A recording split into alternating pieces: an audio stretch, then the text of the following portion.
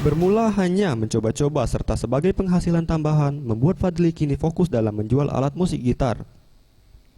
Ketika ditemui di tempat usahanya di kawasan Pipa Reja Palembang, Fadli menjelaskan menjual berbagai jenis alat musik gitar, mulai dari akustik, akustik elektrik, hingga ukulele. Tidak hanya menjual gitar, toko milik Fadli ini juga menjual berbagai macam perlengkapan gitar seperti pick hingga senar gitar dengan berbagai jenis, dengan pemasok barang yang berasal dari luar kota. Kalau omset rata-rata sih kalau kita lihat sekitar 1-2 jutaan per hari, Mas. Kebanyakan sih, Mas, mahasiswa.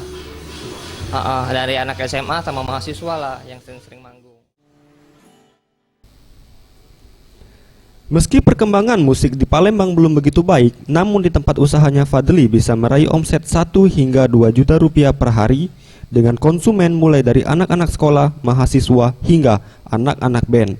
Anugrah Sandi Pratama, Maulana Yusuf, Sriwijaya TV.